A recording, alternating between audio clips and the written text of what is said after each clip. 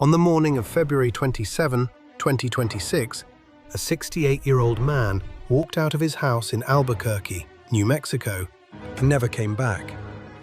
He took his wallet, a pair of hiking boots, and a .38 caliber handgun. He left everything else behind. His name was William McCasland, and until 2013, he ran the Air Force Research Laboratory at Wright-Patterson. Searchers worked his favorite trails for a week and found nothing. On its own, that closes as a tragic accident. A fit man in his late 60s, alone in country that swallows people every year. But McCasland was not the first name on a list that by April had landed on the desk of the President of the United States. He was the 14th. If you would rather follow the paper trail than the panic around it, subscribe and stay with me, because this is the kind of case this channel exists for. By the spring of 2026, the press had settled on a name for the pattern. The missing scientists, somewhere between 10 and 14 people, depending on who was counting, dead or vanished across 5 years. On April 20th, the White House directed the FBI to find out whether those cases were connected to one another at all. Most of the coverage treated that as the question. I think the more useful question is hiding inside the label itself, because the label is wrong in 2 specific ways. The first problem is the word missing. Most of these people are not missing, they are dead, and the manners of death are all over the map.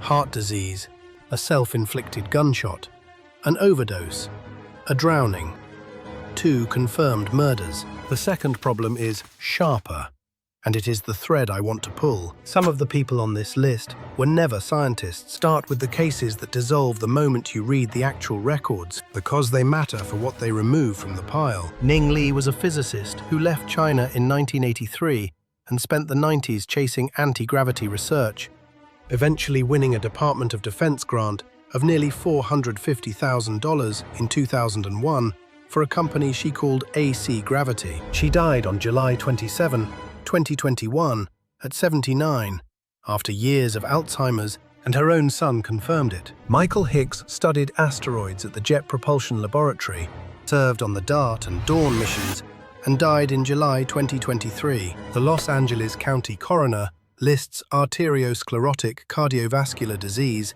in plain text in a public database. Frank Maywald, another JPL man, died on July 4, 2024, with no cause ever posted, and a family that has said nothing. I will be honest with you.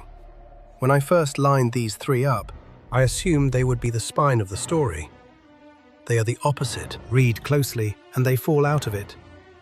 2 more fall out for a different reason. Nuno Loureiro ran MIT's Plasma Science and Fusion Center, and on December 16, 2025, he was shot in the foyer of his condo building outside Boston. The man who did it, Claudio Valente, also carried out the Brown University shooting days earlier, and the 2 of them had studied physics together in Lisbon decades before. Carl Gilmore, a retired Caltech astrophysicist, was shot on his own front porch on February 16, 2026, by a 29-year-old named Freddie Snyder, a man Gilmore had already called the police on for trespassing with a rifle. Both deaths are real, and both are violent, but both read as intensely personal grudges, not pieces of a coordinated design. If a stranger killing a retired astronomer over a trespassing complaint still gets folded into a federal pattern, you can see how loose this label has gotten. I keep this channel for the cases where the pattern actually survives that kind of scrutiny. 12. If that is why you are here, the subscribe button does the rest. So set aside the natural deaths and the personal killings, and look at what is left near Los Alamos, New Mexico. Anthony Chavez walked out of his home on 37th Street on foot on May 4, 2025, leaving his keys, his wallet, and his car in the driveway. He was 78. He was also a construction foreman. Melissa Casillas left lunch with her daughter on June 26, 2025, and was last seen walking alone down the shoulder of Highway 518. She was 53. She was an administrative assistant. Stephen Garcia left his Albuquerque home on August 28, 2025, on foot, carrying a handgun. He was 47, and his title was property custodian. A foreman, an assistant, a custodian. On paper, not a scientist among them, so the label collapses. Except that the moment it collapses, something more interesting stands up in its place. Chavez worked at Los Alamos National Laboratory, a mile from his house. Casillas worked at Los Alamos. Garcia's custodial work involved the chain of custody for the non-nuclear components of the American nuclear arsenal. The thing these three shared was never a field of study. It was a security clearance. And once you make clearance the connecting line instead of profession, the list does not shrink. It grows back to 11 of the 14. It also reaches beyond New Mexico. Joshua LeBlanc was a 29-year-old NASA aerospace electrical engineer found dead in a burned Tesla outside Florence. What turned a single-car wreck into a question was the data pulled off the vehicle afterward. The car had sat at the Huntsville airport for 4 hours in the early morning, then driven west along rural back roads to the spot where it left the road. It struck a guardrail and several trees and caught fire.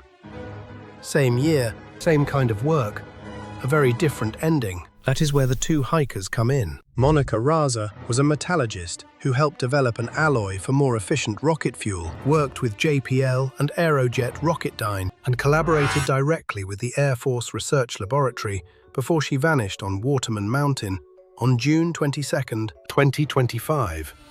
The lab she collaborated with is the same one William McCasland used to command. McCasland was named in a leaked email exchange tied to the UFO disclosure movement, worked a defense contract after retiring, and then walked into the desert with a wallet and a pistol, exactly the way Garcia did 3 months earlier. Raza and McCasland had worked on projects together. The two ends of this list touch.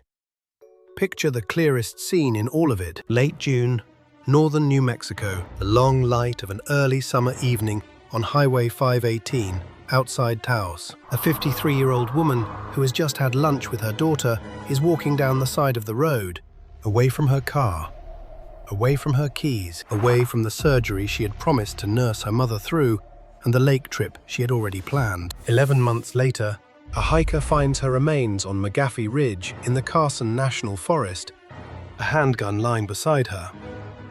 The state police recovered the body on May 28, 2026. And to this day, they have not stated how she died. Her family insists she was not a woman who was planning to disappear. She was a woman planning a future. The file the president ordered opened in April has, so far, produced not one public sentence. McCasland is still missing. The coroner's line on Melissa Casillas is still blank, and that is the detail I cannot get past. A federal investigation launched by direct order of the White House months ago into the deaths of more than a dozen people, and total silence where a finding should be. So you decide what fits the evidence better. Is this what a string of ordinary, unrelated tragedies looks like once a pattern-hungry public starts stitching them together? Or did 14 people with one quiet thing in common stop being a coincidence somewhere around the third walk into the desert? Tell me which side you land on in the comments. Lay out the case for it. And if you want to be in the room when the FBI finally says something, this is the channel that will be reading the file line by line.